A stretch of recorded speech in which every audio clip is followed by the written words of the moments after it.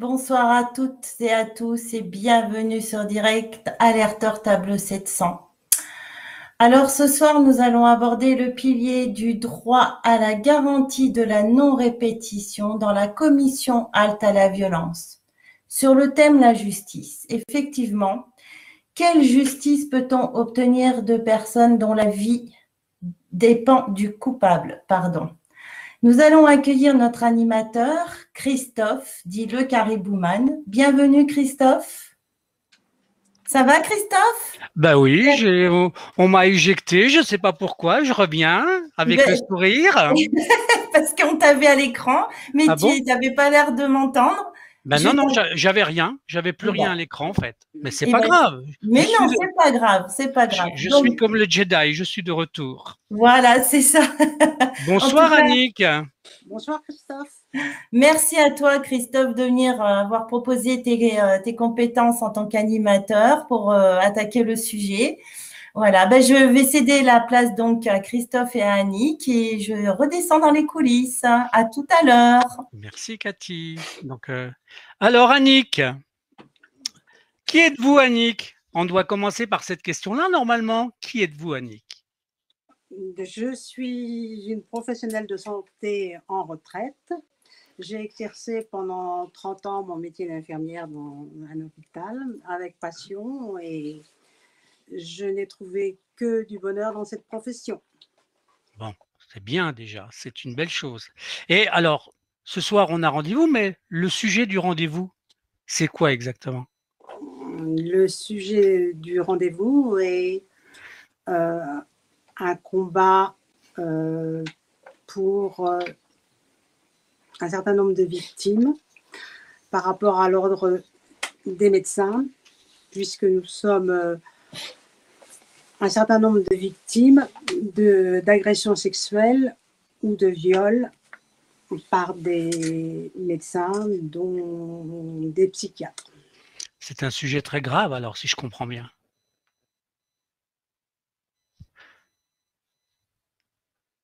On n'entend plus Annick? Annick est toute... Ah, j'ai un silence. Annick? Oui. Vous m'entendez toujours? Bon. Oui, oui. Donc là, si je comprends bien, vous allez parler du Conseil de l'ordre des médecins. Oui. Et vous allez aborder les sources, on va dire, des incidents, des conflits, des malheurs. Enfin, on va trouver le mot qu'on veut, mais vous allez nous expliquer alors un peu. Vous faites l'introduction du sujet, en fait. Oui. Donc, alors que j'étais jeune infirmière, pour un problème familial, et après quelques consultations, ce psychiatre m'a violée. Donc, c'est dans les années 70. Il faut dire que dans ces années-là, nous ne parlions pas de la sexualité comme maintenant. Donc, je me trouvais dans une situation très délicate puisque j'ai reçu des menaces de la part de ce psychiatre si je révélais. Et bien sûr, je ne savais plus comment gérer cette situation puisque je ne pouvais en parler à personne et que c'était quand même source d'angoisse importante. J'en conviens. Donc là, ce que vous allez raconter maintenant, en fait, c'est le cheminement de toute l'intrigue, tout ce qui est arrivé, tout ce que vous avez pu constater dans cet environnement-là, en fait. Oui, bien sûr, puisque j'ai compris qu'il fallait que je me taise, mais je n'avais parlé un petit peu. Il faudrait parler, Annick, il faudrait parler un peu plus près du micro pour que le son soit meilleur. J'ai essayé d'en parler à certains médecins et j'ai bien ressenti qu'il fallait se taire. Donc, je me suis tue. Et puis, en 2012, il y a eu un différend familial. Et là, j'ai voulu révéler les choses. Et comme je n'ai pas été entendue, j'ai fait une grève de la faim et de la soif. J'ai été hospitalisée. Et lors de cette hospitalisation, 2 médecins ont violé le secret professionnel et ont rencontré, sans mon accord et en dehors de ma présence, des membres de ma famille. Ce qui a été très destructeur pour notre famille, puisque ils ont insinué que j'avais des troubles psychiatriques, puisque je parlais de viol d'un psychiatre.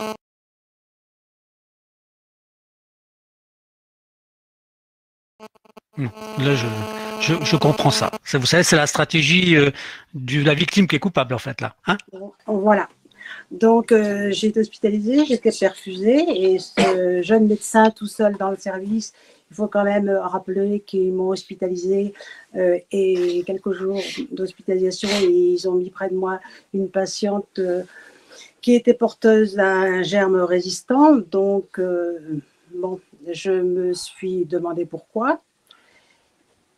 J'ai pas eu de réponse, et ce médecin, en fait, m'a quitté l'hôpital et a laissé un message sur un répondeur téléphonique en disant que ma vie était en danger à pour échéance,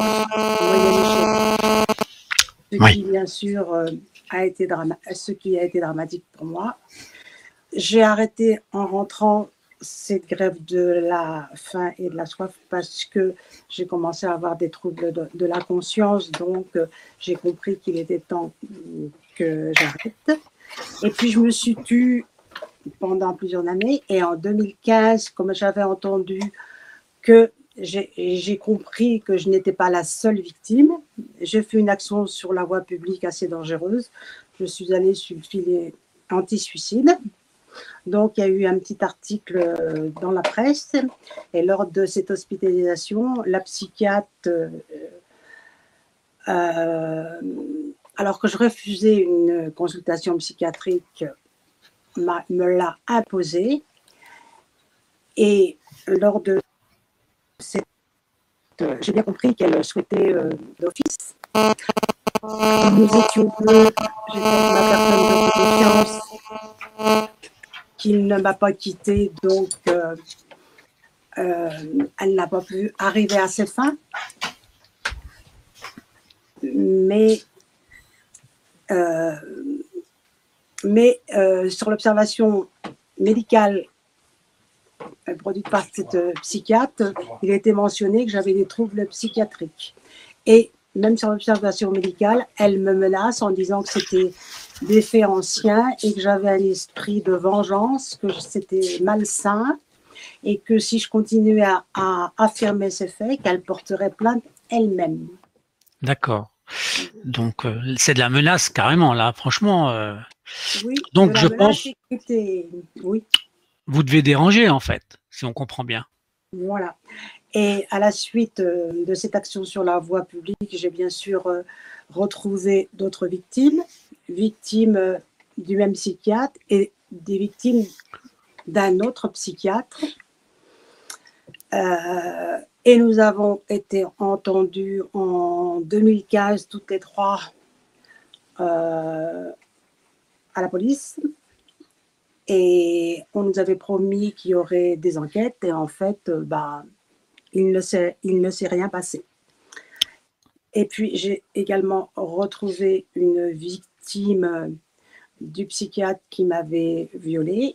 Et cette victime a porté plainte, et ce médecin avait déjà été condamné à une peine de prison avec sursis pour agression sexuelle sur une patiente. Et il y avait plusieurs signalements au Conseil de l'ordre. Oui, c'est des tristes révélations, Annick. Hein? Donc, oui, c'est très difficile parce que la notion de culpabilité est là, puisque j'ai pas su peut-être en parler, et j'ai pas su stopper en fait ces délinquants sexuels. D'accord. Mais est-ce que dans ce que vous avez vécu, dans ce que vous ressentez même à ce moment, les les types de barrages, en fait. Parce que là, vous racontez une histoire, vous amenez des événements. Il y a des choses qui peuvent être factuelles parce que je crois qu'on a à disposition des documents qui peuvent être publiés. Donc, il n'y aurait pas de souci de ce côté-là. Mais comment vous, au bout de ces années-là, vous ressentez cette forme d'injustice? Est-ce que vous sentez qu'il y a des barrages qui sont installés, des formes de complicité ou une forme de collusion qui fait quoi en fait? Pour l'instant, vous en êtes où? Vous Bien sûr, ressentez quoi en fait? à partir de 2016, nous avons commencé un combat devant l'ordre des médecins pour que ces faits soient révélés et qu'on puisse au moins avoir une réponse de l'ordre des médecins. Oui. Donc, lors de ce combat, nous avons fait signer des pétitions sur la voie publique. Nous avions des pétitions à remettre à l'ordre et notre première tentative pour remettre ces pétitions a échoué puisque l'ordre a appelé la police en disant qu'on les harcelait alors que c'était une première tentative. Il faut rappeler que ils ont une mission de service public, donc ils devaient nous recevoir. Mais en même temps, nous apprenions que dans leurs locaux, il y avait un psychiatre, un autre psychiatre, le troisième, qui a depuis été radié. D'accord. Ah ben c'est une bonne nouvelle ça, non? Non, pardon, j'aurais pas dû dire ça. Bon. Voilà. Et puis, nous avons donc continué à faire cette présence devant l'ordre quotidiennement.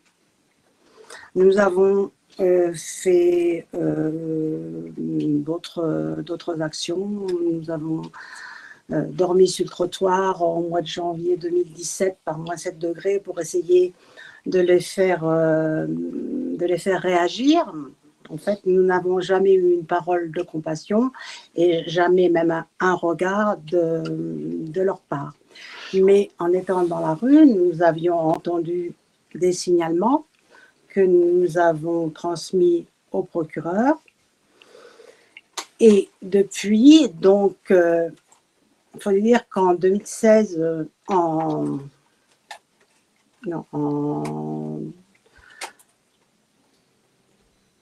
1976, donc à la suite de ce viol, je suis allée consulter un autre psychiatre qui venait de s'installer.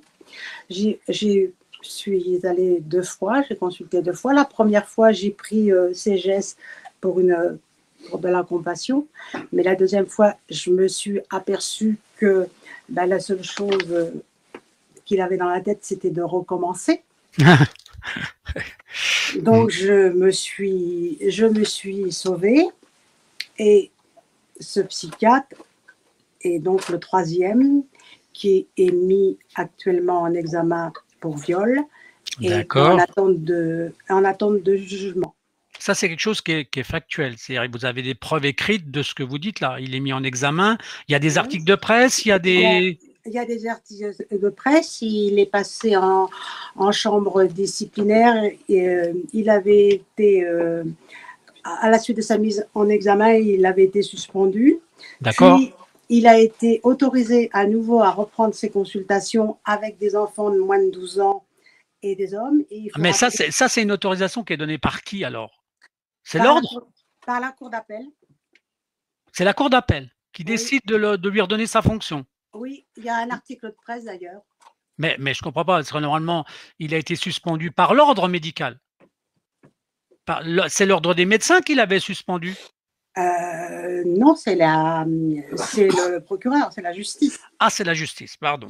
Mais l'ordre des médecins n'a rien fait dans cette affaire-là, alors du coup. L'ordre des médecins, déjà, il y avait déjà des signalements pour ce psychiatre, puisque la première victime qui a déposé plainte dans les années 90, je crois, c'était alors qu'elle avait 16 ans, c'était également pour viol. Elle a essayé de se faire entendre un petit peu plus tard et trop tard, puisqu'à l'époque, les délais de prescription n'étaient pas ceux de maintenant. Donc, l'ordre avait tous ces signalements et n'a pas réagi. Donc là, en fait, quand on vous entend, quand on écoute ce que vous dites, on constate une chose très simple. L'ordre, il protège les coupables. Bien sûr, À partir du moment où puisque vous avez des éléments factuels qui prouvent, vous avez même des procédures que vous engagez, et oui, l'ordre ne fait rien pour les victimes. Il sert à quoi l'ordre alors, en fait? bah, il normalement, il a une mission de service public auprès des patients, mais là, on n'a jamais eu une parole de compassion. Et puis, je trouve qu'il y a eu inversion un petit peu accusatoire, puisque c'est nous qui passons plus pour les agresseurs que pour des victimes, Ouais, puisque mais ça, c'est un mécanisme ça, Annick. Vous savez, vous oui, retrouvez ça dans les mouvements de la justice où souvent, oui, quand une victime est trop emmerdante ou quand une victime commence à accuser de trop, elle devient le coupable. C'est facile à faire ça. oui, Ça donc mais puisque continuez, Nora. en chambre disciplinaire, ce médecin n'a jamais comparu alors qu'il a l'obligation de comparaître. Le dossier était vide alors qu'il a eu plusieurs signalements à l'ordre et de plus une condamnation pénale qui n'était pas présente dans le dossier. Et c'est moi qui ai été condamnée en première instance. Alors, vous dites des pièces factuelles qui étaient pas dans un dossier. Donc ça veut dire qu'on les enlève. Bah, bien sûr, On fait de la soustraction de preuves. C'est marrant, je pensais pas que ça existait dans le monde médical. bien si. Ah, c'est incroyable. Je croyais que le monde médical était quelque chose de bien, mais là, bon, je dis ça un peu en blaguant, hein, parce que quand on voit ce qu'on entend, enfin, ce qu'on entend en ce moment sur l'ordre des médical, il y a du souci à se faire. Mais l'heure de vérité a sonné. Donc, on continue, Annick? Oui. Donc, en appel, ma condamnation a été annulée. Et à ce moment-là, l'ordre a bien parlé de la condamnation pénale Mmh. qu'il avait déjà eu, plus de nombreux signalements à l'ordre. Et nous avons retrouvé d'autres victimes, et même mon avocat avait précisé dans un courrier que c'était connu. Bon, ah ben, comme quoi, comme Voilà. quoi. Donc là, quand on entend tout ça, dans le cheminement maintenant qu'est-ce qu'on nous publie? La Cour des comptes étrie la gestion des plaintes sexuelles par l'ordre des médecins. Ah ah! Oui, bien Eh sûr. oui. Donc Oui. là, alors là, ça veut dire quoi exactement ça? Hein? La Cour des comptes, elle avait déjà trouvé quelque chose d'important. Mais ça ramène quoi en finalité là? Quelles sont les conséquences de ce rapport de la Cour des comptes? Eh ben, il n'y a aucune conséquence pour eux. Et puis, je vais continuer mon récit. Depuis, il y a un généraliste qui a été condamné à, je crois, 6 mois de prison avec sursis et 2 ans d'interdiction d'exercer pour agression sexuelle, dont dans une maison d'handicapés et l'autre sur une jeune patiente qui allaitait. Et il a repris son cabinet avant que le jugement soit prononcé. Il avait été interdit 2 ans d'exercer par l'ARS. D'accord. Donc Ensuite, là, oui, allez-y, pardon. ensuite, nous avions des signalements pour un médecin qui était membre du Conseil de l'ordre, qui depuis a été aussi suspendu et mis en examen pour agression sur 6 policières, puisqu'il était chargé des visites médicales pour la police. Sur des Donc, policières? 6 policières, mais bon, je crois difficilement qu'un médecin d'une soixantaine d'années ait subitement un fantasme pour n'agresser que 6 policières. Donc, nous avons entendu autre chose, nous, dans la rue. Et puis, dernièrement, au début du mois ou le mois dernier, il y a à nouveau un pédiatre qui a été mis en examen pour délit sexuel, viol. Et nous avons entendu parler de ce pédiatre sans dire que c'était des délits sexuels, mais pour un comportement inapproprié avec les enfants. D'accord. Alors là, moi, il y a la question que je me pose et que peut-être que les auditeurs pourraient se poser, c'est il y a un moment donné, on parle souvent de l'ordre médical, donc l'ordre des médecins, mais le pouvoir qu'ils ont par rapport à ceux qui préparent la justice. Bon, le parquet, les procureurs sont là pour préparer les dossiers avant d'aller à la justice. D'accord? Ils représentent la République, ils sont là aussi pour intervenir. Mais alors, je ne comprends pas le lien qu'il y a entre ce que vous déclarez à l'ordre, plus des plaintes qui sont, elles, pas forcément qu'à l'ordre. Elles vont devant les gendarmes, devant la police, et elles aboutissent normalement devant un parquet, où elles atteignent le procureur. Pourquoi on n'a pas de suite à tout ça?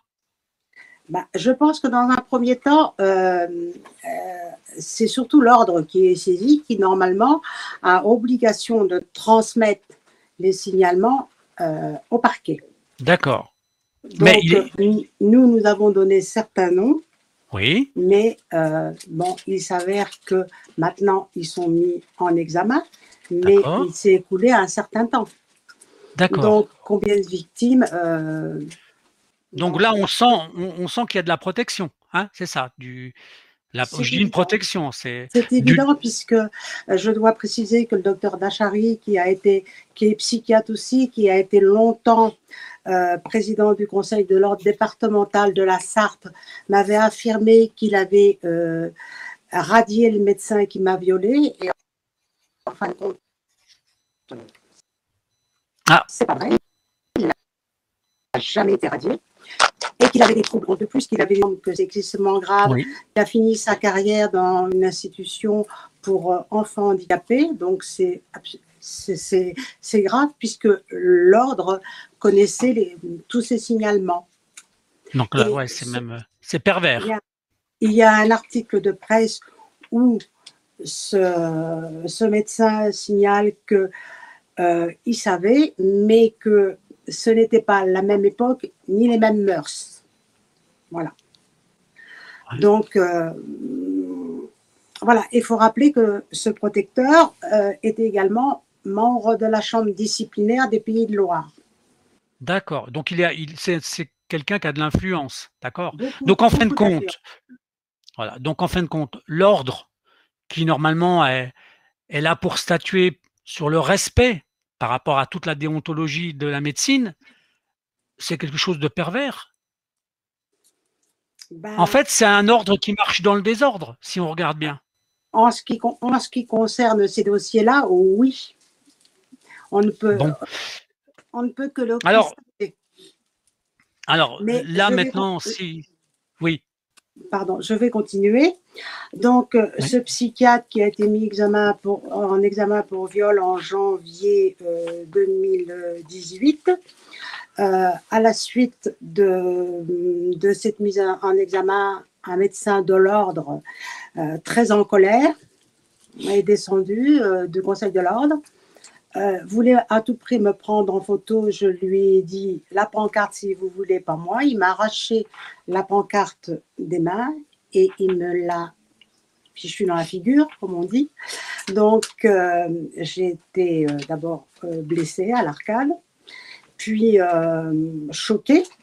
Nous avons demandé à ce médecin de rester puisque nous avons appelé tout de suite la police qui est arrivée.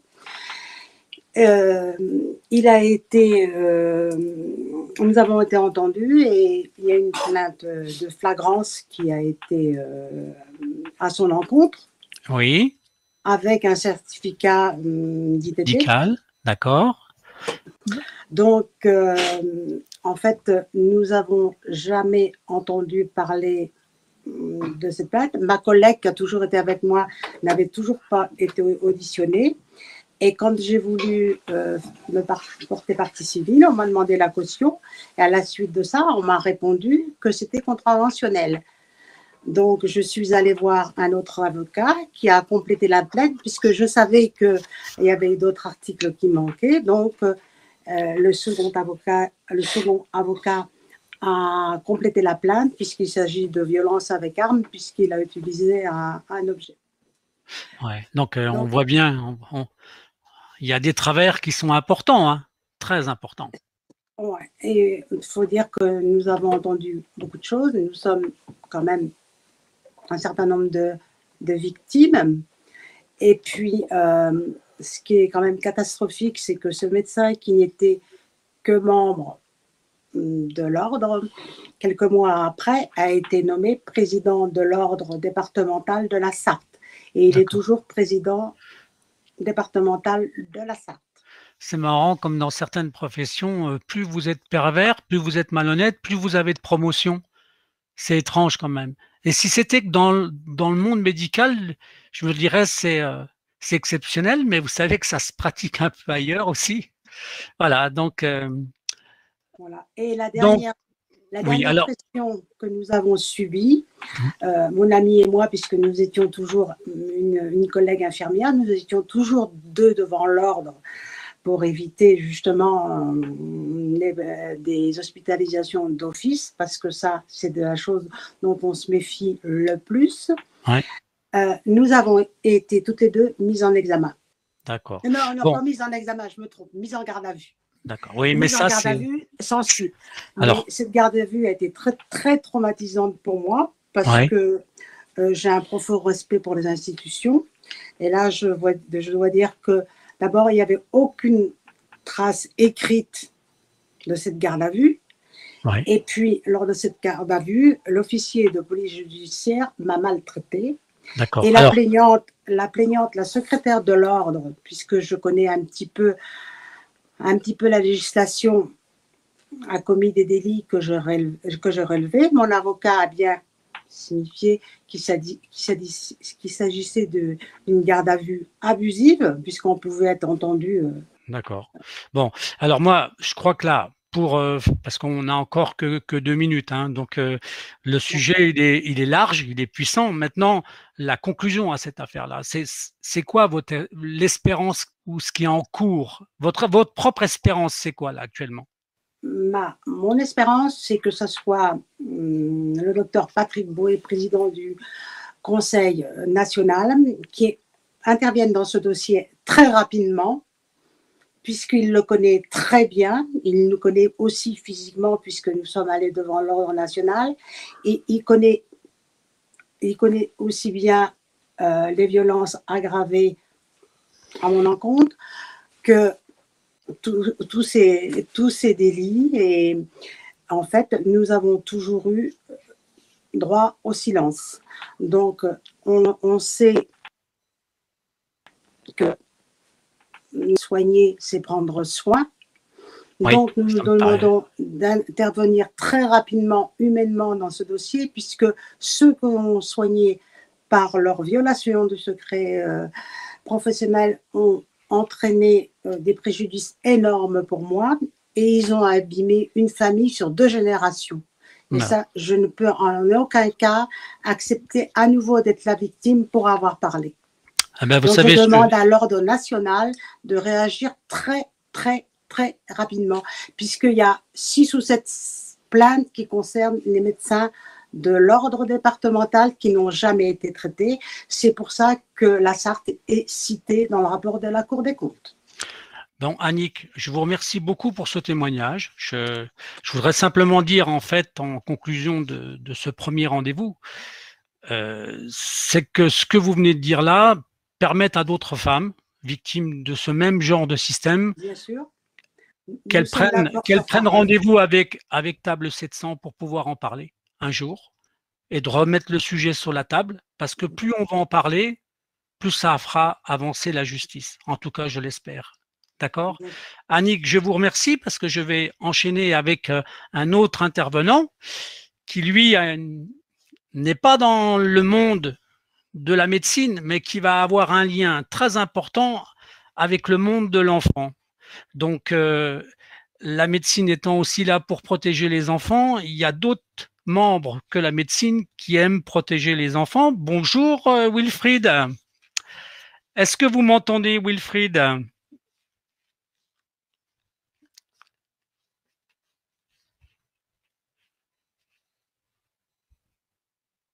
Wilfried?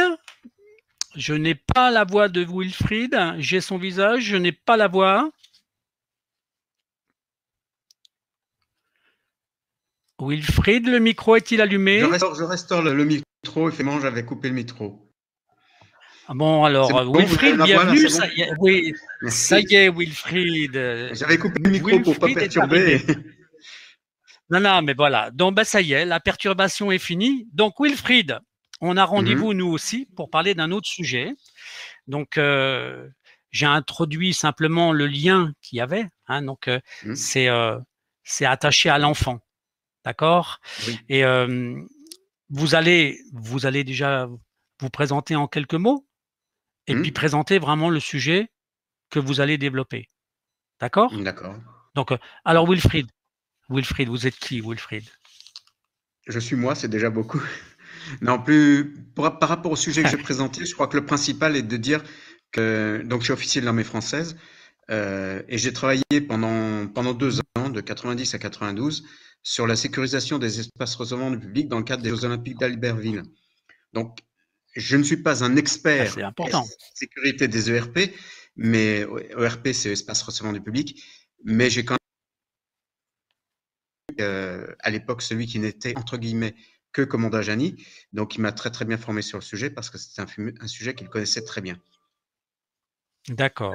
Donc ça ça vous donne une forme de qualification sur le sujet dont on va parler. Parce que maintenant, vous allez nous parler d'un sujet, je crois, très particulier. Alors, je vais vous parler d'un sujet très particulier et extrêmement violent, puisqu'il s'agit de l'action. Donc, il y a déjà pas mal de choses qui me concernent, qui sont disponibles sur Internet, puisque je vais les faire tout à l'heure, l'audit de mon nom, et ce sujet se multiplie sur divers sites. Donc, l'essentiel, c'est de bien prendre en compte qu'il y a une loi. Donc, à l'époque où moi j'étais à l'armée, cette loi n'existait pas, mais on avait ce qu'on appelle la technique du glacis. Donc, la tactique du glacis, c'est simple. On a une zone à protéger, on laisse une zone autour qui est strictement interdite de circulation. Comme ça, si on a un ennemi, puisque nous, c'est un ennemi de cette zone, on sait que c'est un ennemi, on s'accente sur cet espace avant qu'il atteigne nos... D'accord. Ouais, c'est très militaire, en fait. Hein. Voilà. Et la loi L233-1 du Code de la sécurité intérieure reprend très exactement ça, en disant qu'on doit sécuriser les voies d'accès à l'espace pour permettre l'arrestation d'un véhicule avant qu'il atteigne effectivement le public. Et là, à Nice. D'accord. Donc, alors, rappelez-nous la date. C'était quand Nice? L'attentat Nice, 14 c'était juillet 2016. Quelle date? 14 juillet 2016. 14 juillet. D'accord. Pour que les gens s'en rappellent, en fait. Et triste journée, en fait. Plus que triste, dramatique. Enfin, pour moi, c'est dramatique. C'est ce qu'il y a de plus, entre guillemets, c'est ce qu'il y a de pire, puisque on frappe non seulement un pays le jour de sa fête nationale, mais surtout, les enfants sont les premières cibles. D'accord. Donc, en fait, là, l'accusation de ce jour, le dysfonctionnement, qui est plus qu'un dysfonctionnement, parce qu'il y a eu un drame absolu. Donc, la base de ce drame, c'est le non-respect d'un droit ou d'une obligation. D'une obligation, d'un devoir. C'est le viol d'un devoir. devoir. D'accord. Et ça, c'est attaché à quelle personne, en fait? Normalement, c'est qui qu'on est? Voilà, c'est plus que le viol du devoir, parce que le viol du devoir n'est que l'exécution d'un ordre donné. Donc, c'est la commandite du viol du devoir par le préfet, Adolphe Colrat, qui a été très bien récompensé puisqu'il est aujourd'hui président de l'ANDRA, l'Association nationale des déchets radioactifs. Donc, voilà. On revient à ce qu'on a dit tout à l'heure. Hein. Vous faites une faute professionnelle, mais vous avez une promotion, en fait. Voilà. Donc, ça rejoint un petit peu tout ce qui a été dit avant, puisque on a effectivement des organisations criminelles en haut. Hein. Il faut pas se voiler la face. Hein. Ouais. Donc, en l'occurrence, c'est pas la France qui est coupable, ce sont les représentants de la France qui le sont. Et c'est ça que j'aimerais bien que beaucoup de monde se mette dans la tête. La France n'est pas coupable et les Français ne sont pas coupables. Ouais, mais je crois que ça, il y a une prise de conscience qui commence à être très importante. Franchement, et plus on aura de débats, de conversations, d'entretiens, de sujets vidéo qui seront diffusés, plus cet esprit-là va s'imposer. Donc maintenant, dans l'affaire de Nice, dans les intrigues complémentaires, dans les conséquences, dans ce que vous avez vécu ou qu'a pu être des trames mafieuses, dans la mécanique, hein, j'appelle ça mafieux, moi, parce que comme c'est des pratiques de la mafia, donc j'appelle ça que c'est des mécanismes mafieux. Mais quels sont les constats? Quels sont les constats vraiment flagrants que vous avez? Alors moi, les constats flagrants, c'est que je vais prendre un peu une disposition différente. On est effectivement tenté de m'assassiner, donc ça c'est une chose, c'est un conseiller des ministres qui n'est pas inquiété à ce titre.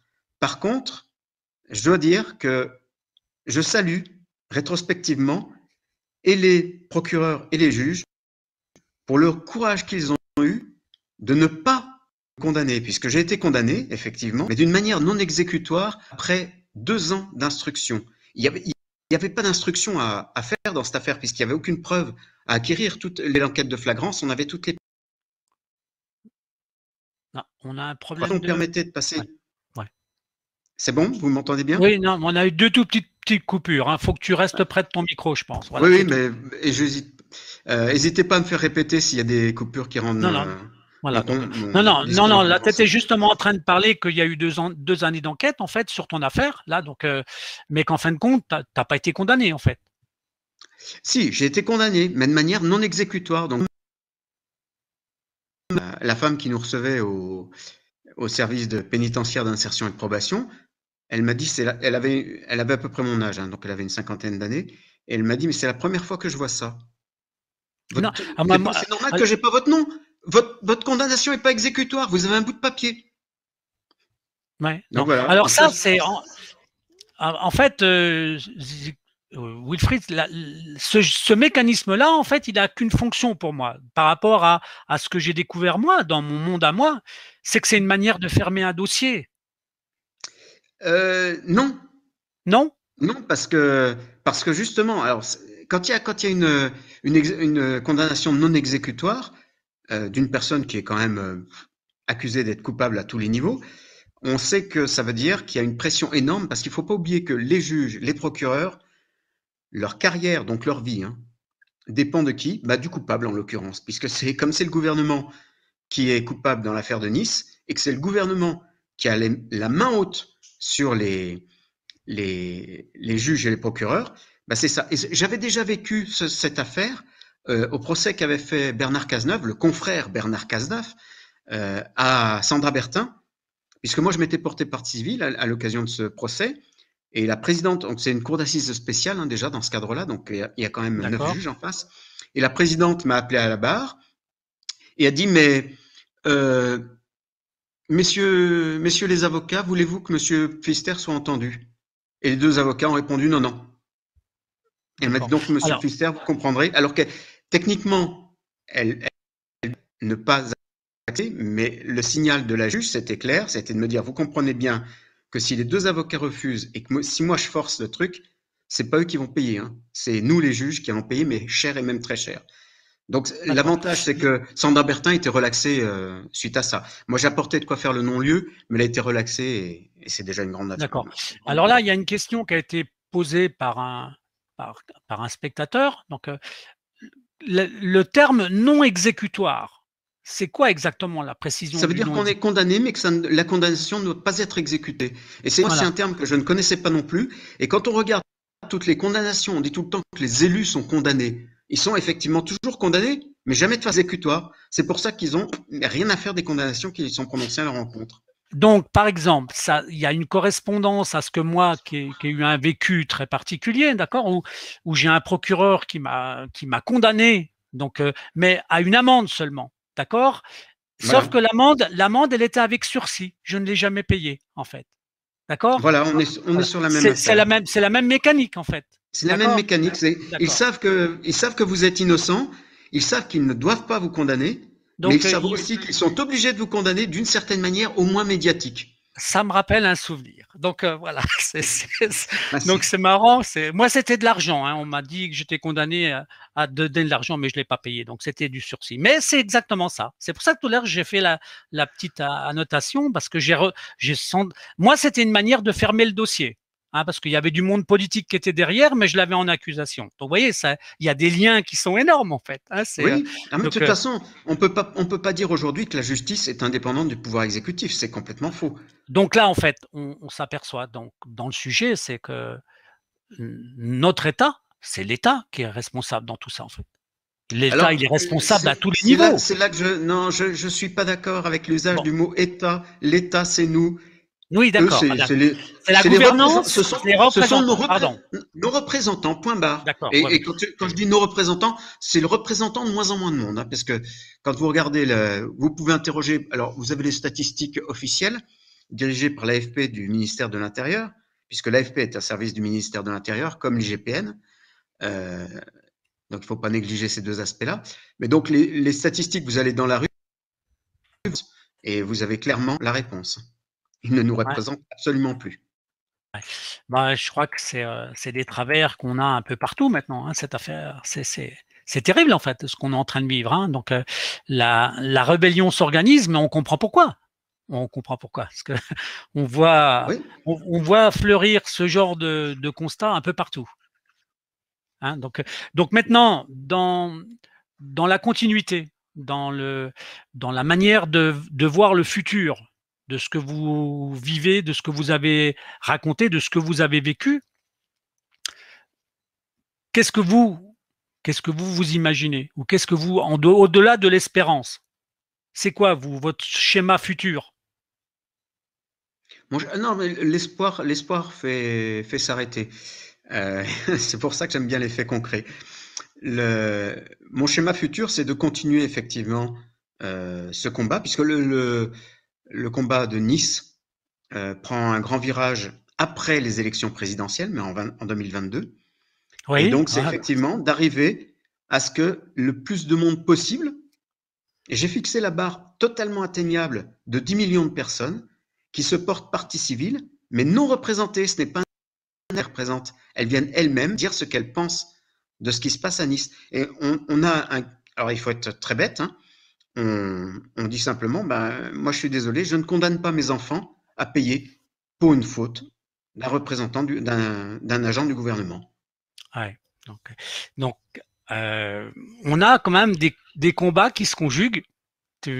Quand on voit l'alliance qui se prépare entre les lanceurs d'alerte, les associations qui sont effectives, qui ont un combat. Je vois, par exemple, que le travail que fait Table 700 dans les réunions de ces gens-là, dans la philosophie même, la philosophie qui est très simple, c'est essayer de trouver l'espérance du bonheur pour tout le monde.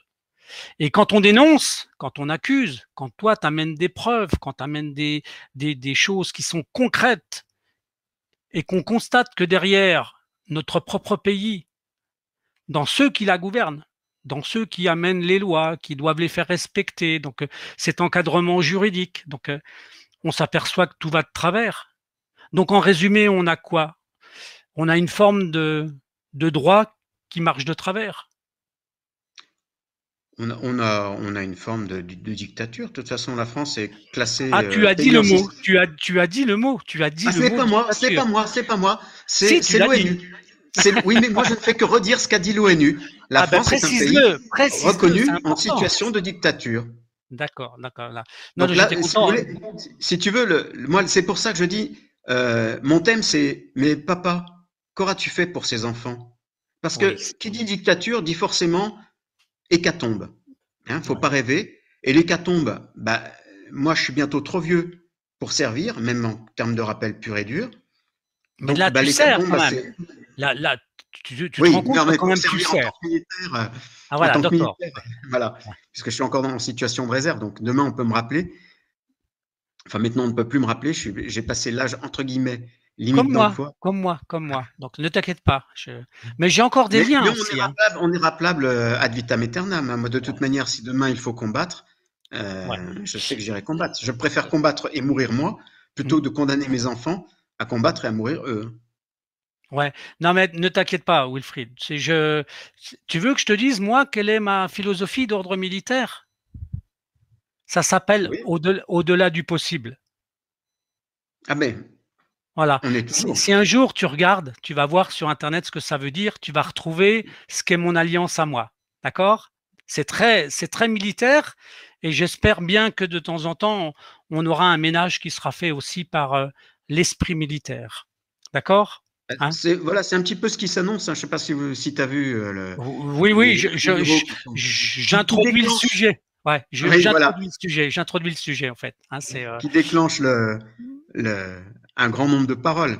Bah oui, mais mais qui font en effectivement. plus, on s'aperçoit qu'il y a même une stratégie militaire parce qu'on fait parler les anciens retraités qui ne reste que plus rien pour leur carrière. Mais Oui, derrière, il y a du monde, hein. Et il y oui, en a, voilà. Puis hein. faut pas oublier que ces retraités, Mm. eh ben, ils sont comme moi, ils ont des enfants Bah et bien même des sûr. petits enfants.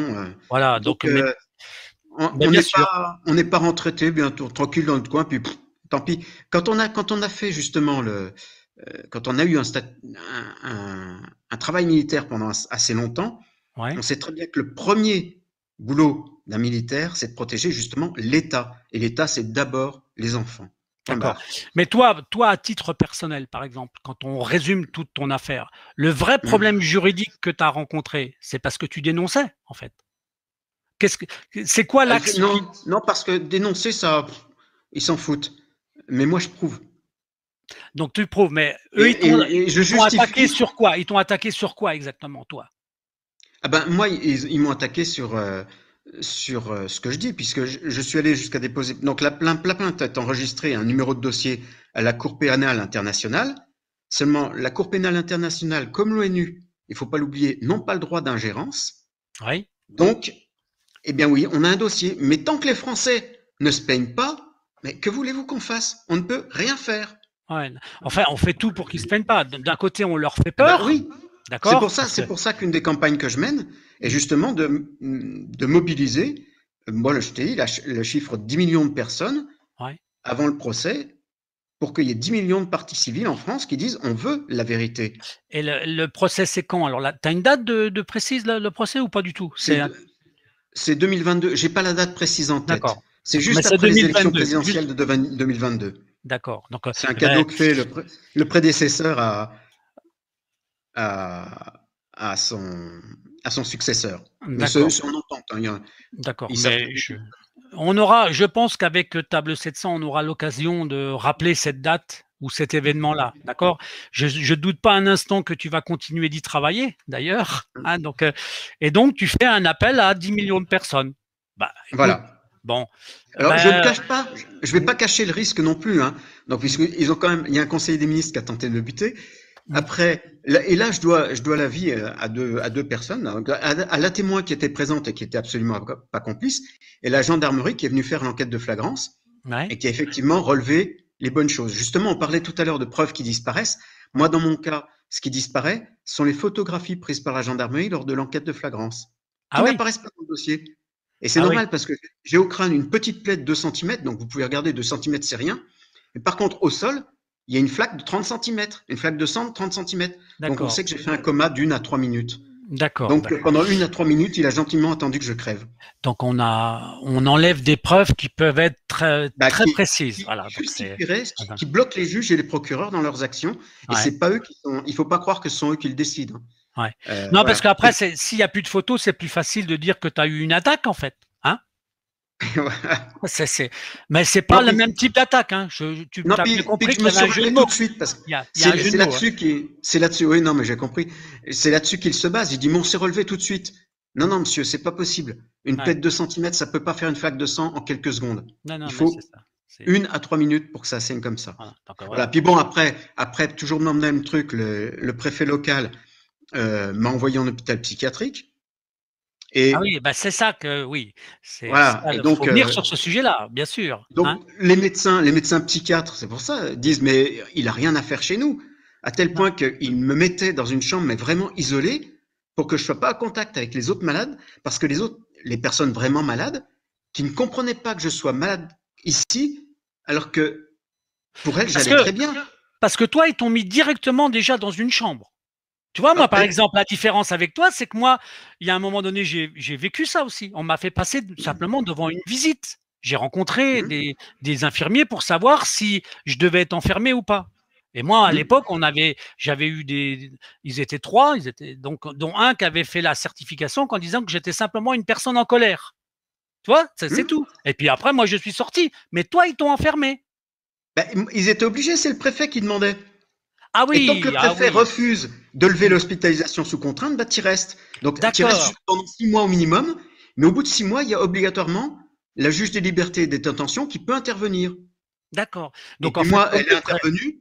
Et elle a écouté l'avocate qui lui a dit, mais qui était une avocate commise d'office, hein, qui lui a dit, mais vous voyez bien, les médecins sont tous d'accord, il faut qu'il sorte. Il a aucun traitement, enfin, il va très bien, ce monsieur. Et la juge m'a juste posé une question. Monsieur Pfister, si vous sortez, vous continuez à faire ce que vous avez fait pour Nice? Ah, c'est Et une moi, je menace, en réponds, fait. bah, en toute franchise, je réponds, bah, bien sûr, madame le juge, évidemment, je vais continuer. Et Donc, immédiatement, elle lui dit, bon, bah, c'est bon, vous pouvez retourner au pavillon, je vais rendre mon jugement. Et en sortant, je me suis dit, mais quel con t'as été? Mais bah oui, quel parce con que t'as été? tu leur as C'est tendu la là-dessus qu'il fallait perche. te bobarder. Ouais, Et, et j'arrive au pavillon, Hmm. et il y a l'infirmière en chef qui m'accueille, mais avec un grand sourire. J'avais quitté l'audition qui se passait au sein de l'hôpital psychiatrique 2 minutes avant, hein, le temps de rentrer à Ouais. pied.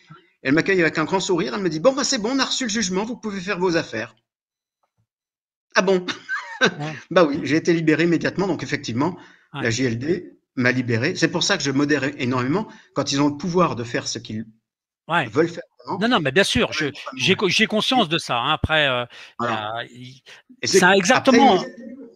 Il y a, ouais, il y a, vas-y. il y a, il y a un cheminement des fois dans les affaires, et il faut tenir compte des mécanismes où il y a des gens qui deviennent entre guillemets des complices, mais par le mécanisme en fait, et non pas forcément dans l'intention. Bah, oui, mais là, c'est plus que le mécanisme, c'est de la menace, hein. Voilà, Pour moi, d'accord. c'est clair que les juges là sont. Il faut pas oublier que faire condamner ces gens d'en haut, prétendument haut, mais bon, il faut pas oublier qu'en démocratie, on est tous au même niveau.